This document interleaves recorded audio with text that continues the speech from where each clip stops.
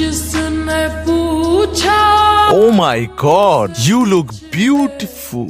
চেহারাটা এরকম করে রেখেছিস কেন?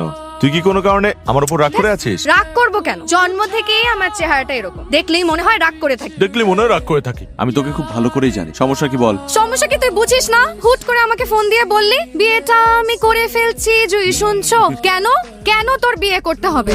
তুই মাত্র 2 দিন হলো পড়াশোনা শেষ করেছিস। তুই একটা ভালো চাকরি করবি, তুই নিজের ক্যারিয়ার গড়বি, এস্টাবলিশ হবি, তা না বিয়ে করার জন্য পাগল হয়ে গেছে।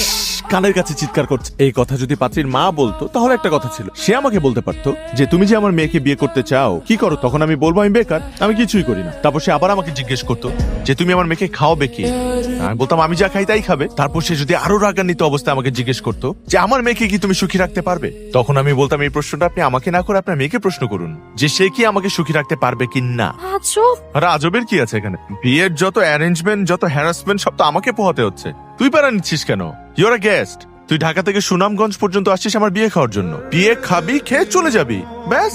মানে খাওয়ার সাথে সাথে যেতে হবে না, মানে একদিন পর গেলে হবে।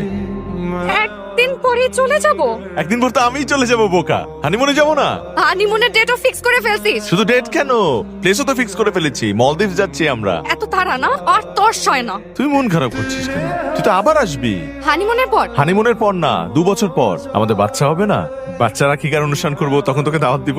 আমি তোর সাথে ফ্রেন্ডশিপ করেছি 2 দিন পর পর তোর দাওয়াত খাওয়ার জন্য। আমি গেলাম, তুই এখানে থাক। আর যাওয়ার আগে আমি তোকে অভিশাপ দিয়ে গেলাম, বিয়ের মধ্যে কিছু? তোর বিয়েতে যেন খাবারের শর্টেজ পড়ে। আচ্ছা আচ্ছা। আর যারা খাবার খেতে আসবে প্রত্যেকে যেন তোকে ছোট লোক বলে গালি দেয়। তোকে বলবে ছোট লোকের বিয়ে খেতে আসছি। আমি গেলাম।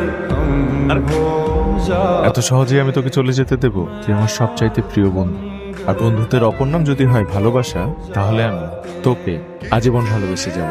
আমিও তো চাই তুই আজীবন আমাকে ভালোবাসিস। তুই কেন বুঝতে পারিস না যে আমি তোকে কতটা ভালোবাসি? প্লিজ একটু বোঝার চেষ্টা কর। আর শোন, আমার বুকের ঠিক এই পাশটায় তোকে আমি যত্ন করে আগলে রাখবো। এই পাশে না, এই পাশে। কেন, এই পাশে সমস্যা কি? এই পাশে। হ্যাঁ, ডান পাশে। আরে বাম পাশে। ডান পাশে আগলে রাখবো। বাম পাশে। আরে বাম পাশে তো তোর ভাবি যায়, বোকা নাকি? চল, বাসায় সবাই অপেক্ষা করছে।